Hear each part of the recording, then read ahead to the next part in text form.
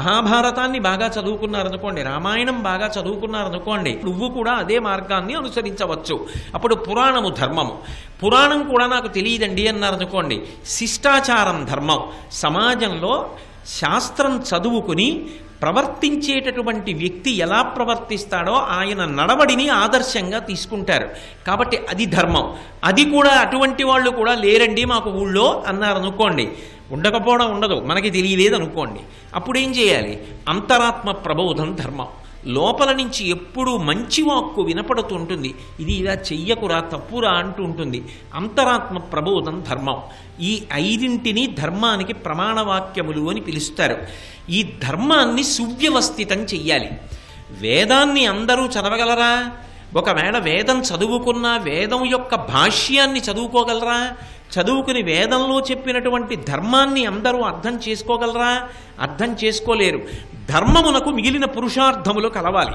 ధర్మ అర్థ కామ మోక్ష అంటారు. కానీ ఇందులో అర్థము ధర్మము చేత కట్టుబడాలి. నేను సంపాదించేది ధార్మికంగా సంపాదించాలి, నేను ఖర్చు పెట్టేది ధార్మికంగా ఖర్చు పెట్టాలి. నాకు ఏదైనా కోరిక పుడితే ధార్మికమైన కోరిక అయి ఉండాలి. నేను తీర్చుకుంటే ధార్మికమైన మార్గంలో తీర్చుకోవాలి. ధర్మబద్ధమైన అర్థము, ధర్మబద్ధమైన కామము మోక్షానికి దారితీస్తుంది. ధర్మము ప్రధానము. ఈ ధర్మం గురించి చెప్పాలి. ఈ ధర్మం గురించి చెప్పలేదనుకోండి, ఎలా అందుతుంది మనుష్యులకు? వేదం అందరూ ఎక్కడ చదువుకుంటారు? వేదాంతర్గతమైన ధర్మాన్ని ఎలా తెలుసుకుంటారు? అందుకే ఇతిహాస రూపంలో మనందరికీ అర్థం అవడానికి వీలుగా అదే ధర్మాన్నంతటినీ కూడా మహానుభావుడైనటువంటి వ్యాసుడు మనకి అందించాడు. మహాభారతం చదువుకుంటే ఏం తెలుస్తుంది అంటే ధర్మమేది అధర్మమేది. అందులో వ్యాసుడి యొక్క గొప్పతనం ఏమిటంటే రెండు దారులు పరిచయం చేస్తాడు. ఇది ధర్మ మార్గం, ఇది అధర్మ మార్గం. బుద్ధి నీకు పరమేశ్వరుడు ఇచ్చాడు. ధర్మ మార్గంలో వెడతావా వెళ్ళు, అధర్మ మార్గంలో వెడతావా వెళ్ళు, నీ ఇష్టం. అయితే ధర్మ మార్గంలో వెళ్ళిన వాళ్ళు ఎక్కడికి వెళ్ళారు మహాభారతం చదివితే తెలుస్తుంది. అధర్మ మార్గంలో వెళ్ళిన వాళ్ళు ఎక్కడికి వెళ్ళారు మహాభారతం చదివితే తెలుస్తుంది. తెలిసిన తరువాత కూడా నేను అధర్మ మార్గంలో వెడతాను, అధర్మ మార్గంలో వెళ్ళిన వాళ్ళు ఎక్కడికి వెళ్ళారో నువ్వు అక్కడికే వెళ్ళిపోతావు. వెళ్ళవలసిన రెండు మార్గాలు చెప్తారు, ఒకటి వెళ్ళకూడనిది, ఒకటి వెళ్ళవలసినది. ధర్మ మార్గము అని చెప్పడం చాలా తేలిక. వ్యాసుడు ఇంత కష్టపడి భారతాన్ని ఇవ్వడానికి కారణం ఏమిటంటే ధర్మ మార్గమునకు రెండు ఒడ్లు ఉంటాయి. చూడండి, ఒక దారి ఉందనుకోండి, దానికి రెండు అంచులు ఉంటాయి, అటు ఇటు. వాహనం ఆ అంచు దాటకుండా చూసుకుంటూ ఉంటాం, లేదా మనం నడిచినప్పుడు కూడా అంతకన్నా ఇంకా కిందకి దిగకుండా నడుస్తాం. ఈ రెండు అంచులతో ధర్మ మార్గం వెడుతూ ఉంటుంది. ఈ రెండు అంచులు ఏవి అంటే ఒకటి శాంతి, రెండవది సహనము. ఈ రెండు ధర్మ మార్గమునందు ఉంటాయి. ఈ మాట నేను అన్నప్పుడు మీరు చాలా జాగ్రత్తగా దాన్ని పట్టుకునే ప్రయత్నం చెయ్యాలి. శాంతి అన్న మాటకు అర్థం మనసుకి సంబంధించినటువంటి విషయము అని ప్రతిపాదన. మనసు ప్రశాంతంగా ఉండడం. రెండవ వైపు సహనం ఉంటుంది. ఎందుకని అంటే మీరు ఒకటి బాగా జ్ఞాపకం పెట్టుకోండి, ధర్మాన్ని పట్టుకున్నంత మాత్రం చేత అవతల వ్యక్తి ఏ కష్టాన్ని పొందకుండా సుఖంగా ఉంటాడని చెప్పడం సాధ్యము కాదు. అలా చెప్పవలసి వస్తే రామో విగ్రహవాన్ ధర్మ, రాముడు రాశీభూతమైన ధర్మం. మరి రాముడు ఏం కష్టాలు పడలేదా రామాయణంలో? ఎన్ని కష్టాలు పడ్డాడు? మహాభారతంలో ధర్మరాజు గారి పేరే ధర్మరాజు గారు. మరి అంత ధర్మరాజు గారు ఎన్ని కష్టాలు పడ్డాడు? మరి అన్ని కష్టాలు పడ్డాడని మీరే చెప్తున్నారు కదా, ధర్మ మార్గంలో వెళ్ళిన వాడిని మీరే చెప్తున్నారు కదా, వాళ్ళిద్దరూ ధర్మమునకు ప్రతీకలని మీరే చెప్తున్నారు కదా. మరి ధర్మ మార్గంలో వెళ్ళిన వాడికి శాంతి ఎక్కడుంది? మీరు దానికి రెండు వైపులా అంచులు శాంతి సహనము అంటున్నారుగా. మరి శాంతి వాళ్ళు పొంది ఉంటే ధర్మరాజు గారు అన్ని కష్టాలు ఎందుకు పడ్డాడు? అప్పుడు అశాంతిగా ఉన్నాడా లేదా అన్ని కష్టాలు పడ్డప్పుడు? మరి ఆయన ప్రశాంతంగా ఉన్నాడని ఎలా చెప్పగలరు? ఆయన కోరుకున్నట్టుగా ఆయన బ్రతికాడా? రాముడు బ్రతికాడా? మరి వాళ్ళు శాంతియుతంగా ఉన్నారని మీరు ఎలా చెప్పగలరు? అంటే మీరు ఇక్కడ ఒక్క విషయాన్ని బాగా జ్ఞాపకం పెట్టుకోవాలి. శాంతికి పక్కన యువతల ఒడ్డు సహనము. సహనము అన్న మాటకు అర్థం ఏమిటో తెలుసా? ఓర్పు. దేని చేత ఓర్పు అంటే నువ్వు ధర్మ మార్గాన్ని పట్టుకుని వెడుతున్నప్పుడు కూడా క్లేశములు రాకుండా ఉండవు, కష్టములు వస్తాయి. ధర్మాన్ని పట్టుకున్న రాముడు త్రేతాయుగం అయిపోయి ద్వాపర యుగం అయిపోయి కలియుగం వచ్చినా రామకథ చెప్పుకుంటున్నారా, రావణ కథ చెప్పుకుంటున్నారా? దుర్యోధనుడి కథ చెప్పుకుంటున్నారా, ధర్మరాజు కథ చెప్పుకుంటున్నారా? యుగాలు మారిపోయినా ధర్మాన్ని పట్టుకున్నవాడి కథ చెప్పుకుంటారు. ధర్మాన్ని పట్టుకున్నవాడు శాశ్వతుడయ్యాడు. ఎవడు ధర్మాన్ని వదిలిపెట్టేశాడో, ఎవడు అధర్మాన్ని పట్టుకున్నాడో వాడు అప్పటికి సుఖపడినట్టుగా కనపడతాడు. కానీ వాడు పొందేటటువంటిది శాశ్వతమైన అపకీర్తి. వాడు అధర్మ మార్గంలో వెళ్ళాడు కాబట్టి వాడు చేరవలసినటువంటి గమ్యాన్ని చేరడు. కాబట్టి ధర్మ మార్గాన్ని విడిచిపెట్టవద్దు. మరి శాంతిలా అంటే ధర్మాన్ని పట్టుకున్న వాళ్ళు ఇంతమంది గమ్యాన్ని చేరారు కాబట్టి ధర్మో రక్షతి రక్షిత. ఆ ధర్మాన్ని పట్టుకుని నేనున్నాను కాబట్టి ధర్మం నన్ను కూడా కాపాడుతుంది. ధర్మాన్ని పట్టుకుని ఇంతమంది లక్ష్యాన్ని చేరుకుంటే నేనెందుకు చేరను అని ధర్మాన్ని విడిచిపెట్టకుండా పట్టుకోవడంలో శాంతి. మీరు బాగా పట్టుకున్నారో లేదో, ధర్మాన్ని పట్టుకోవడంలో శాంతి పొందాడు. ఒక వ్యక్తి చాలా అశాంతితో ఉన్నాడు. ఎందుకని అంటే భార్య తీవ్రమైన అనారోగ్యంతో ఉంది. తీవ్రమైన అనారోగ్యంలో ఉంది, ఎక్కడో అత్యవసర చికిత్స పొందుతోంది. ఈయన లోపల ఎంతో అశాంతితో ఉన్నాడు. ఒక గొప్ప వైద్యుడు కనపడ్డాడు. ఆయన వైద్యం చేస్తున్నారు. అయ్యా, నా అదృష్టం మీరా ఇక్కడ ఉన్నారు అని. ఏమీ పర్వాలేదు, నీ భార్యకి ఒక్క వారం రోజుల్లో లేచి వచ్చేస్తుంది. నువ్వు నన్ను నమ్ము, ఈ వారం రోజులు ఇంకా నువ్వు ఇక్కడ ఉంచేసేయి ఆవిడ్ని, ఆవిడ తప్పకుండా బ్రతుకుతుంది, ఆవిడకేం ఇబ్బంది లేదు, ఆవిడ బయటకు వచ్చేస్తుందన్నారు. ఇప్పుడు ఆయనకి మనసులో అయ్యో భార్య అనారోగ్యం పాలైందన్న దిగులు ఉండొచ్చు. కానీ ఆయన మాట తనకి ప్రమాణం. వారం రోజులు ఉంచవయా, నేనున్నాను, నీకేం బెంగలేదన్నారు. ఆయన మాట వలన తాను పైన కష్టపడుతున్నా లోపల శాంతి పొందుతున్నాడు. అది బయటికి వచ్చేస్తుందని. ధర్మ మార్గం అంతే. ధర్మమునందు శాంతి ఎందుకుంటుందో తెలుసా? నేను ధర్మం తప్పానా, నేను ధర్మం వదిలిపెట్టేశానా, నేను ధర్మాన్ని వదిలిపెట్టలేదుగా, భగవంతుడు ఎలా బ్రతకమన్నాడో నేను అలా బ్రతుకుతున్నాను కదా, నా అంతరాత్మకి తెలుసు కదా, నేను అలా బ్రతుకుతున్నప్పుడు నేను ఎందుకు పాడైపోతాను? నేను పాడుకాను, నేను రక్షింపబడతాను ఈశ్వరుడి చేత. ఇది మనిషికి శాంతినిస్తుంది. ఆ శాంతియుతంగా మనిషి ఎంతకాలం ఉంటాడో అంతకాలము ఆలోచనలు ప్రశాంతంగా ఉంటాయి. ఆలోచనలు ఎంతకాలము ప్రశాంతంగా ఉంటాయో శరీరం అంతకాలము ఆరోగ్యంగా ఉంటుంది. కాబట్టి ధర్మం అన్నది అత్యంత ప్రధానం. ఆ ధర్మ మార్గానికి శాంతి, ఇటుపక్క సహనము. ఒరిపిడి వచ్చిన శాస్త్రాన్ని, గురువుగారు చెప్పిన మాటని, ఇతిహాసములను ప్రమాణంగా తీసుకుని సహనంతో బ్రతుకుతాడు. ఇప్పుడు ఈ ప్రయాణం చేసి చేసి చేసి చేసి చివరికి ఎక్కడికి చేరుతాడు అంటే ఒక గొప్ప ఫలాన్ని పొందుతాడు. ఏమిటి ఆ ఫలం అంటే పరమేశ్వరుడే ఆ ఫలం, భగవంతుడే ఆ ఫలం. భగవంతుణ్ణి పొందుతాడు. భగవంతుణ్ణి పొందడం అన్న మాటకు అర్థం ఏమిటంటే ఇంకొకసారి పుట్టవలసిన అవసరాన్ని పొందడం. అది చిట్ట చివరి మరణం. శరీరంతో వచ్చేశాడు కాబట్టి ఆఖరిసారి శరీరాన్ని వదిలిపెడతాడు. పండన్న తర్వాత దానికి ఒక వాసన ఉండాలిగా. కొత్తపల్లి కొబ్బరి మామిడి పండు అన్నాను అనుకోండి, దాన్ని ఎక్కడ పెట్టినా దానికి సువాసన ఉంటుందిగా. అలా పండుకి వాసన ఏమిటి? కీర్తి. ఆ కీర్తి నిలబడిపోతుంది.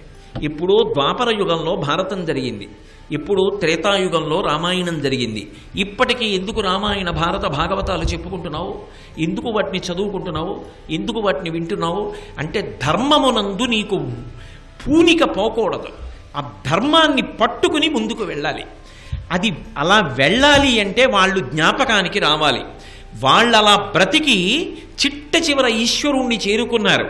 వాళ్ళు పొందిన కీర్తిని ఆధారం చేసుకుని మనం ఇప్పటికీ కూడా గ్రంథాలు చదువు. ఇప్పుడు ద్వాపర యుగంలో భారతం జరిగింది, ఇప్పుడు త్రేతాయుగంలో రామాయణం జరిగింది. ఇప్పటికీ ఎందుకు రామాయణ భారత భాగవతాలు చెప్పుకుంటున్నావు? ఎందుకు వాటిని చదువుకుంటున్నావు? ఎందుకు వాటిని వింటున్నావు అంటే ధర్మమునందు నీకు పూనిక పోకూడదు. ఆ ధర్మాన్ని పట్టుకుని ముందుకు వెళ్ళాలి. అది అలా వెళ్ళాలి అంటే వాళ్ళు జ్ఞాపకానికి రావాలి. వాళ్ళు అలా బ్రతికి చిట్ట చివర ఈశ్వరుణ్ణి చేరుకున్నారు. వాళ్ళు పొందిన కీర్తిని ఆధారం చేసుకుని మనం ఇప్పటికీ కూడా గ్రంథాలు చదువుతున్నాం.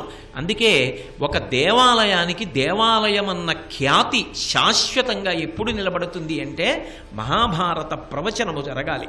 మహాభారతమునందు వ్యాసుడు ధర్మ మార్గాన్ని సువ్యవస్థితం చేశాడు. మరి ఇది ఒక మార్గము అని నేను అన్నప్పుడు వెళ్ళకూడనిదైనా కూడా రెండవది కూడా ఒక మార్గం ఉంటుందా? ఉండదా? ఉంటుంది.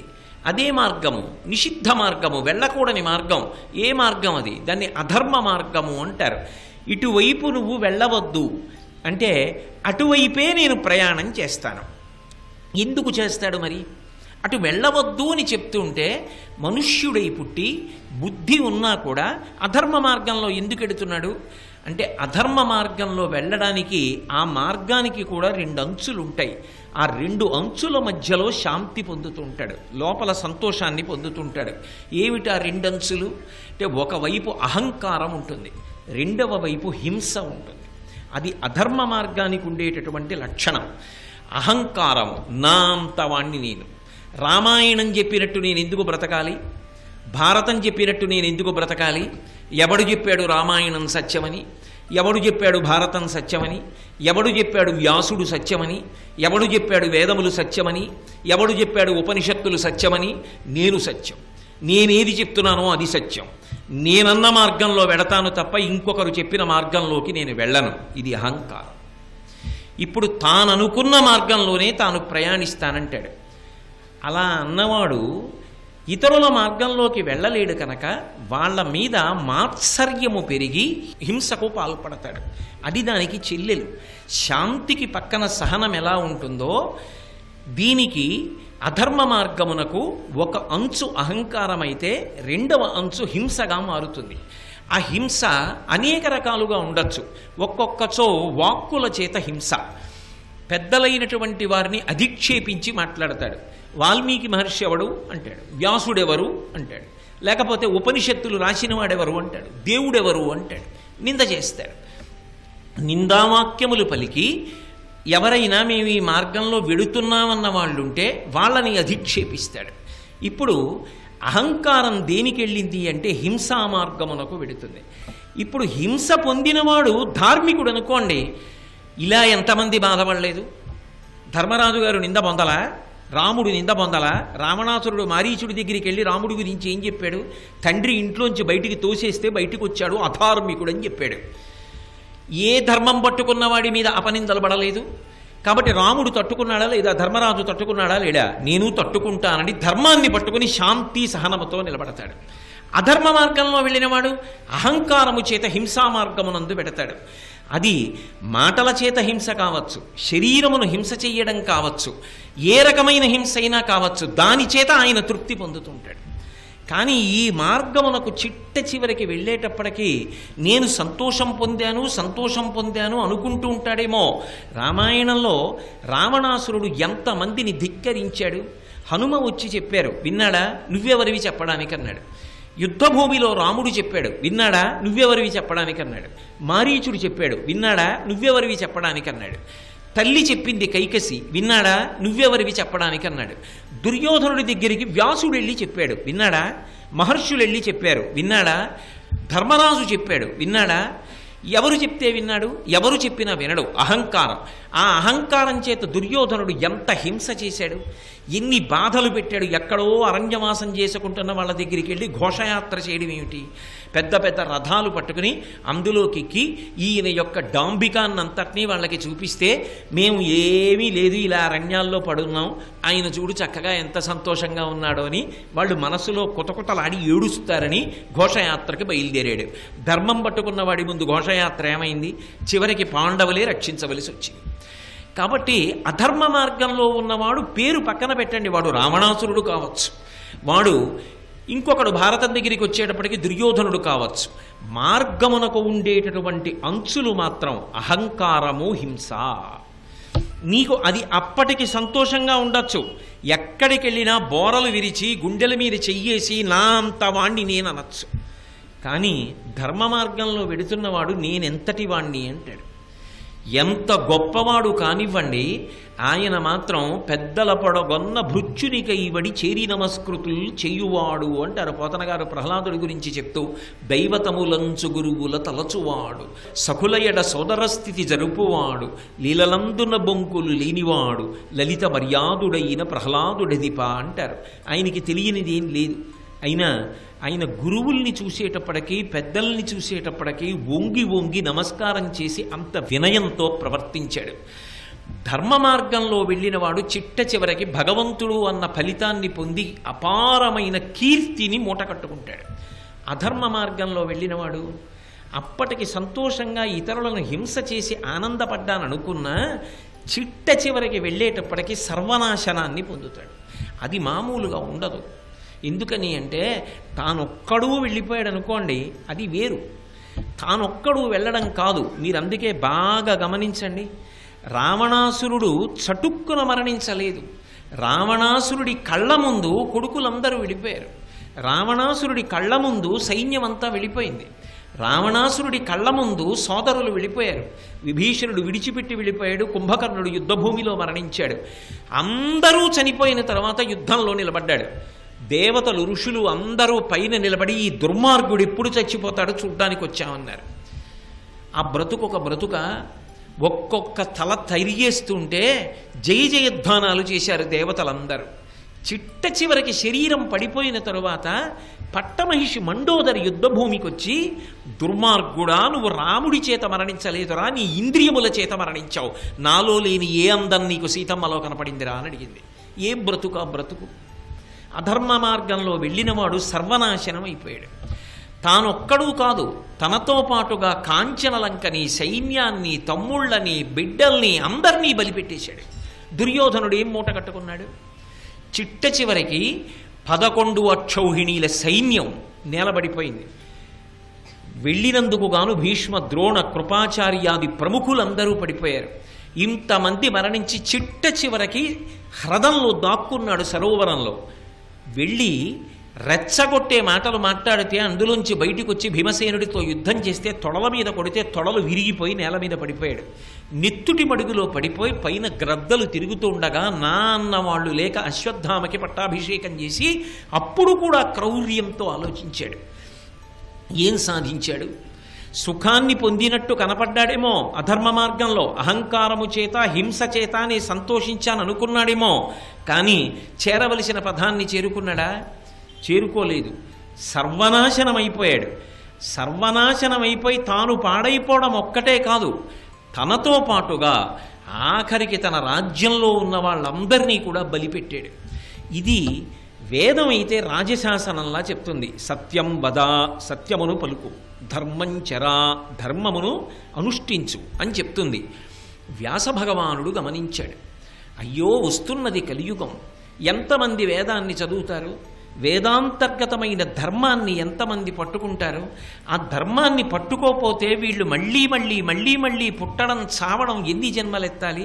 పునరపి జననం పునరపి మరణం పునరపి జనని జఠరే శైలం ఇహ సంసారే బహుదుస్తారే కృపయాపారే పహిమురారే అని. కాబట్టి నేను వీళ్ళందరికీ కూడా ధర్మ మార్గాన్ని అధర్మ మార్గాన్ని కూడా చూపించాలి. అధర్మ మార్గంలో వెళ్ళిన వాళ్ళెవరు? ఇది కల్పించిన కథ కాకూడదు, ఇతిహాసం, యథార్థముగా జరిగిన కథ చూపిస్తాను. చూపించి ధర్మ మార్గంలో వెళ్ళిన వాళ్ళు ఏమయ్యారు, అధర్మ మార్గంలో వెళ్ళిన వాళ్ళు ఏమయ్యారు నేను ఇస్తాను. వాళ్ళందరూ చదువుకుంటారు, దేవాలయాల్లో ప్రవచనాలు వింటారు, కథని తెలుసుకుంటారు. ఇప్పుడు భగవంతుడు వాళ్ళకి బుద్ధినిచ్చాడు కాబట్టి వాళ్ళు నిర్ణయించుకుంటారు. వాళ్ళు ఏ మార్గంలో వెళ్ళాలి నిర్ణయించుకుంటారు. ఒకసారి భారతం చదివిన తరువాత, ఒకసారి భారతం విన్న తర్వాత, ఒకసారి రామాయణం చదివి విన్న తర్వాత ఇంకా నేను అధర్మ మార్గంలో వెడతాననగలిగిన వాడు ఉంటాడు ఆ లోకంలో? ధర్మ మార్గంలో వెళ్ళడానికి ఇష్టపడతాడు. అది తనని, తన వంశాన్ని, తన సామ్రాజ్యాన్ని అన్నిటినీ కాపాడుతుంది కాబట్టి అప్పటికి ఒరిపిడి ఉన్నా నేను ధర్మ మార్గాన్ని విడిచిపెట్టను అంటాడు.